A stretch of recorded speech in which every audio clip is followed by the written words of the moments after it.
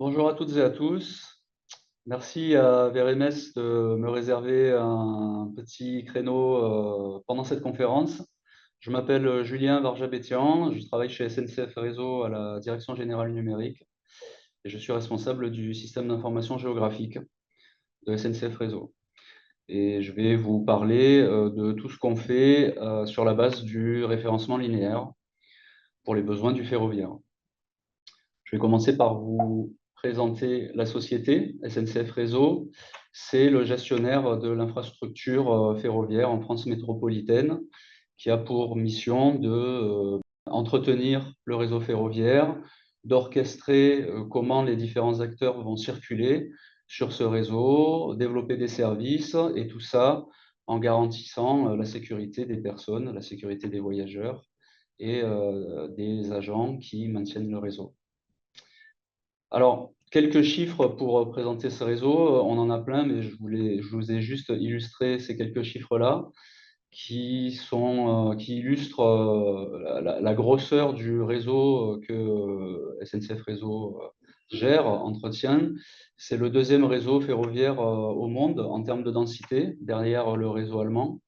28 000 km de lignes, 3 000 gares et haltes, un nombre pas négligeable de salariés et 15 000 trains par jour, 5 millions de voyageurs, et puis on a du fret aussi, on a des tas de passages à niveau. J'aurais pu vous mettre plein de chiffres dimensionnants qui illustrent la densité de ce réseau et autrement dit la difficulté pour l'entretenir, le gérer et assurer que les 15 000 trains vont rouler chaque jour. Et puis le SIG, par rapport à ce réseau ferroviaire très dense, le SIG, ça se passe à la Direction générale numérique dans une entité que je dirige qui s'appelle MapStudio. Le SIG, c'est partie intégrante du système d'information de l'entreprise. C'est 47 ETP au moment où je vous parle, 47 ressources à temps plein, et c'est basé sur la plateforme géonumérique de l'entreprise sur laquelle il y a 44 applications aujourd'hui en production sur plein de métiers du ferroviaire différents. Euh, Tous les salariés de SNCF Réseau sont habilités à au moins une de nos applications. Et puis, on a aussi une bonne dizaine de milliers d'utilisateurs qui sont en dehors de SNCF Réseau, en dehors du groupe SNCF et qui sont eux aussi habilités à au moins l'une de nos applications. On a des besoins auxquels ce n'est pas nécessaire de répondre avec une carte interactive, une application, mais plutôt un service, des services de conversion, de coordonnées, des services d'appel à la gestion électronique de documents, par exemple.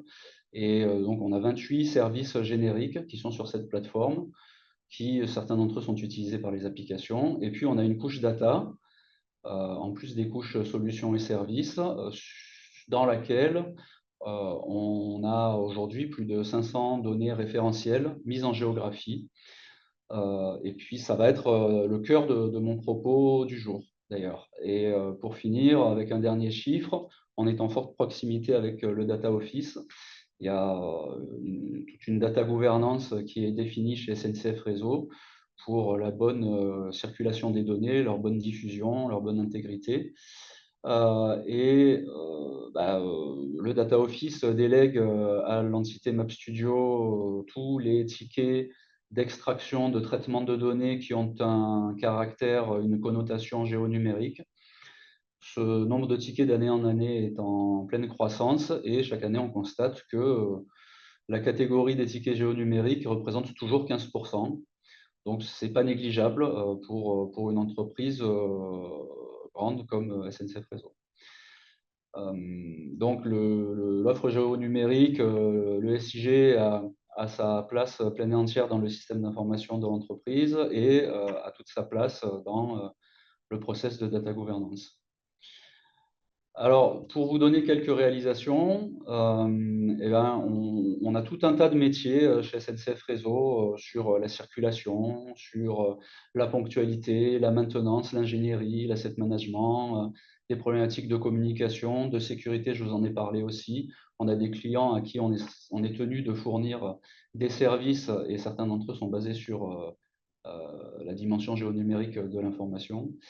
Et on a 44 applications en production aujourd'hui. c'est encore en train d'augmenter et on a des problématiques sur lesquelles on délivre des applications desktop ou disponibles sur device mobile, au bénéfice de la planification des travaux, de l'inventaire des capteurs IoT, du patrimoine foncier immobilier, j'en passe.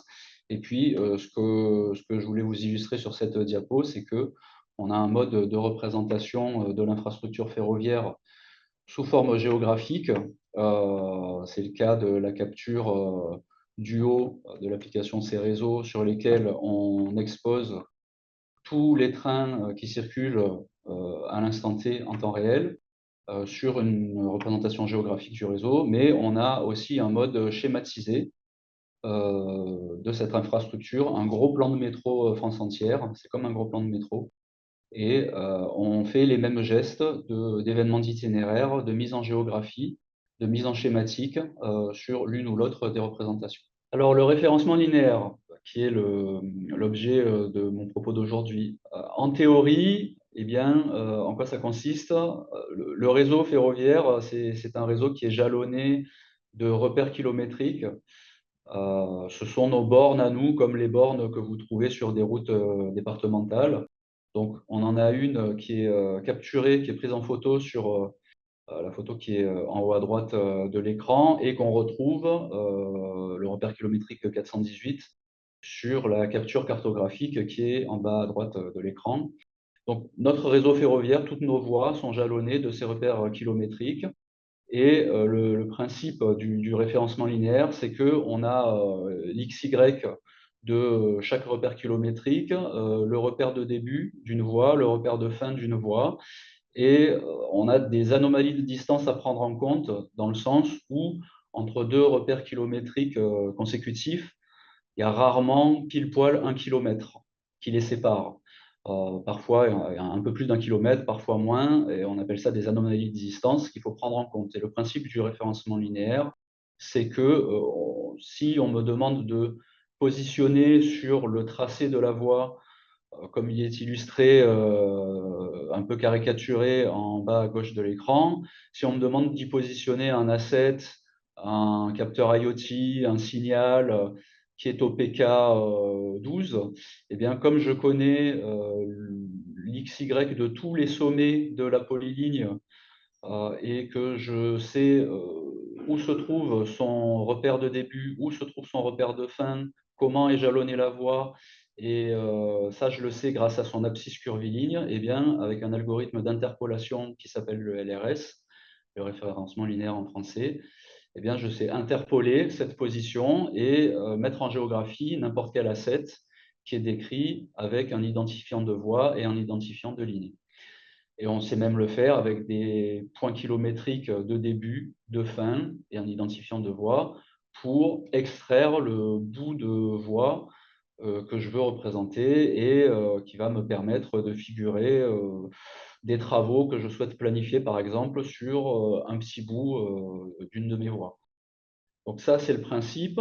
Et en pratique, c'est avec FME qu'on le fait chez nous. Et c'est ça qui nous permet de mettre en géographie aujourd'hui et d'exposer à tout un tas de métiers divers et variés de SNCF Réseau plus de 500 couches référentielles. Et on les met en géographie, on les met aussi en schématique. Et certains de ces référentiels concerne plusieurs millions d'enregistrements qu'on va spatialiser à une maille quotidienne, hebdomadaire, mensuelle. Ça dépend des problématiques, ça dépend des enjeux, ça dépend du cycle de vie de la donnée référentielle. Et j'ai toujours entendu dire que dans une entreprise, en général, on sait mettre en géographie 80% des données de l'entreprise. Dans le ferroviaire, grâce au LRS, on dépasse largement ces 90%. Sans leur faire offense, on n'a que les métiers des ressources humaines et de la comptabilité qui ne parlent pas en PK, en points kilométriques. Et donc, on trouve d'autres moyens de leur fournir des services cartographiques. Pour une très très grande majorité des métiers qui nous entourent chez SNCF Réseau, grâce avec le référencement linéaire, on sait faire beaucoup de choses et éprouver pas mal de faisabilité en termes de spatialisation. Donc on a juste à désigner un code de voie un PK début, un PK fin, comme c'est illustré dans la capture en bas à gauche. Et puis, on a un transformer, un spatialisateur qu'on a customisé à partir de transformers de la suite FME pour obtenir eh bien, les 3 bouts de voix qui sont colorés sur cette même capture en bas de l'écran. Alors ça, on sait le faire sur plusieurs échelles de travail parce que je vous parlais des voix. Les voix, c'est ce qui existe sur le terrain nominal et c'est ce qu'on représente dans notre SIG à l'échelle du millième, c'est notre plus grande échelle. Et puis on a une échelle un peu plus macroscopique qui est l'échelle de la ligne. Et je vous parlais aussi de la schématique qui est illustrée en bas à droite de l'écran qui, elle, est à la maille de la voix, elle aussi. Alors, je ne vais pas parler de millième parce qu'il n'y a plus trop de notion de distance sur ce mode de représentation, mais c'est de la grande échelle. C'est la France entière couverte avec une continuité de lecture et les événements d'itinéraire, on les fait tourner aussi sur ce mode de représentation puisque dans les 3 échelles de travail que je liste à l'écran, là, on est pourvu de polylignes M, de polylignes avec une abscisse curviligne, grâce à laquelle on fait tourner cet algo d'interpolation. Donc nos principaux, enfin nos transformeurs de spatialisation à la ligne, à la voix ou en schématique, voici les principaux transformeurs qu'ils exploitent qui proviennent des standards de FME. Alors, ce sont des transformers très touffus, donc j'ai fait le choix de ne pas faire de démonstration parce que je risquais de faire exploser le chrono. Mais on a des transformers basés sur ces transformers classiques-là, qui nous permettent d'exploiter le référencement linéaire à des fréquences diverses et variées sur plusieurs problématiques de maintenance, d'exploitation, d'ingénierie. Pour l'actualisation de notre référentiel d'infrastructure en premier lieu et aussi pour des problématiques opérationnelles, mais on est allé un cran plus loin avec Data Réseau. Data Réseau, c'est une vitrine chez SNCF Réseau. Dans d'autres entreprises, ça peut s'appeler le Data Lab. Et donc, c'est une vitrine sponsorisée par le Chief Data Officer. Donc, c'est très tagué Data Governance. Et donc, c'est une application web sur laquelle il y a de plus en plus de jeux de données de l'entreprise qui sont à disposition des salariés ou des partenaires et qui sont là pour booster les usages, qui sont en libre téléchargement pour booster les usages sur la donnée. Et il se trouve qu'il y a des jeux de données géonumériques de base sur cette plateforme Data Réseau. Et à la demande du Chief Data Officer qui est féru de SIG et qui est convaincu, c'est mon meilleur client, Bruno Boucher, que je salue. Il est convaincu de la pertinence du système d'information géographique et il nous a demandé de mettre en géographie un maximum de jeux de données qui étaient présents sur cette plateforme Data Réseau. Donc, comme à partir du moment où on a des points kilométriques sur voie ou sur ligne, on sait très rapidement spatialiser les choses, on a prouvé cette faisabilité et dorénavant, à chaque fois qu'on a un nouveau jeu de données qui est déposé sur cette plateforme, on a des scripts génériques ou spécifiques, ça dépend des cas, qui permettent de spatialiser la donnée et on prouve la faisabilité à tous les utilisateurs de l'entreprise de mettre en géographie les choses. Et donc, on peut juste consulter ce jeu de données. Vous voyez qu'il y a plusieurs onglets sur la capture que je vous affiche, des informations sur le jeu de données. L'onglet données, ça décrit les attributs, tous les attributs disponibles. Il y a même des petites analyses de quand date l'information, par exemple, ou quelques analyses sur quelques métadonnées. Et puis, il y a un onglet carte. Alors, c'est un leaflet sur lequel on consulte ce jeu de données une fois qu'on l'a spatialisé avec la suite FME. C'est un leaflet, ça aurait pu être VMAP2, peu importe. Mais le cœur du sujet, c'est que on a une grande facilité à mettre en géographie ces données et on prouve cette faisabilité aux utilisateurs et ça peut déclencher des projets. Les utilisateurs n'avaient pas forcément conscience qu'on pouvait mettre en géographie les choses. Et puis pour notre Chief Data Officer qui nous a exprimé ce besoin, c'est un très bon levier, hein, je le cite, pour valoriser cette donnée-là que de la mettre en géographie. Donc ça, c'est un retour d'expérience très positif, hein, ça fait 7-8 mois qu'on l'a mis en place, et puis que ça tourne et qu'on spatialise tout nouveau jeu de données, et puis qu'on maintient, quand un jeu de données sur Data Réseau est actualisé, eh ben, sa spatialisation est actualisée aussi en mode asynchrone du jour pour le lendemain. On va encore un petit cran plus loin, c'est mon dernier témoignage, c'est que on a tout un tas de collègues utilisateurs qui ne sont pas du métier de la géomatique, qui ne sont pas des pros du SIG. Pour autant, on leur donne de l'autonomie avec des scripts, des workbench FMEflow. On leur donne de l'autonomie pour mettre en géographie des choses. Donc, ce que je vous ai illustré là, c'est un exécutable qu'on met à disposition des entités qui planifient les travaux ou qui mettent en qualité le référentiel de planification des travaux. Et donc, ils mettent en géographie eux-mêmes, en toute autonomie, ce qu'ils ont planifié, en uploadant de simples CSV ou Excel qui respectent un certain template qu'on leur a présenté. Et en quelques secondes, enfin en à peine plus d'une seconde, à vrai dire, ils peuvent mettre en géographie leur échantillon CSV ou Excel et vérifier la pertinence, la compatibilité avec le réseau circulable, vérifier tout un tas de critères de qualité qu'ils ont dans leurs règles de gestion du quotidien. Et ça, c'est avec un presse-bouton qu'on a mis à leur disposition et qu'on a mis en place sur la base de FMEflow d'une part, et puis sur la base des transformers qu'on a customisés et dont je vous ai parlé tout à l'heure d'autre part. Et donc, ils peuvent mettre en qualité à volonté et ils n'ont pas besoin d'une formation ou d'un diplôme de géomaticien pour faire ça. Donc, c'est un levier de plus pour démocratiser le fait d'exploiter l'information géonumérique.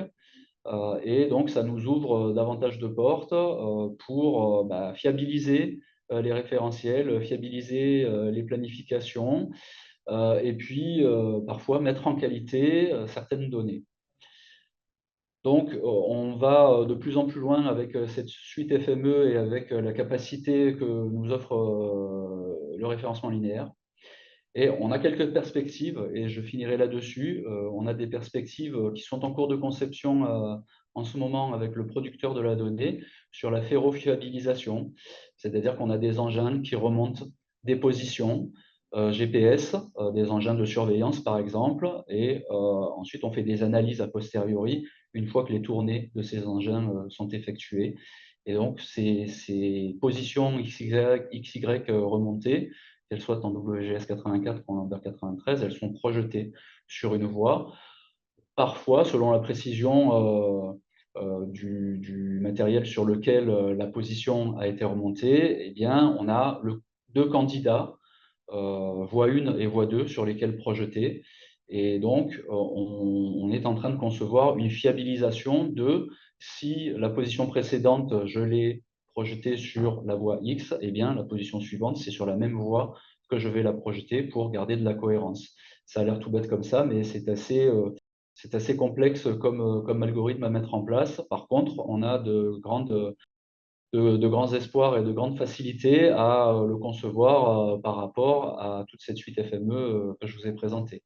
On a d'autres perspectives et challenges sur la généralisation. Je vous parlais tout à l'heure de l'échelle de la voie et de l'échelle de la ligne. Donc aujourd'hui, ce sont des process de production de données qui sont séparés. Ce sont même des équipes de production qui sont séparées et on travaille sur généraliser les voies pour produire les lignes ou pour diminuer la charge manuelle de production des lignes, qui sont une échelle de visualisation plus macroscopique, plus petite. Et puis, on pourra se permettre de produire des échelles de généralisation qui ne sont pas encore pratiquées aujourd'hui, qui sont plus petites encore que l'échelle des lignes actuelles ou intermédiaires. Et puis, on a dans les tuyaux pas mal d'indicateurs de mesure de qualité de la dimension géographique de la donnée qu'on est encore en train de concevoir et qui sont à la phase de test pour encore un peu plus améliorer la qualité de cette donnée qu'on expose et qui est accessible à un nombre d'utilisateurs de plus en plus grand et à des populations de plus en plus variées d'utilisateurs, y compris des utilisateurs qui sont non géomaticiens. Donc voilà pour les prochains challenges. Euh, et je vous remercie de votre attention. Et maintenant, on va retourner au direct pour procéder à la réponse à vos questions.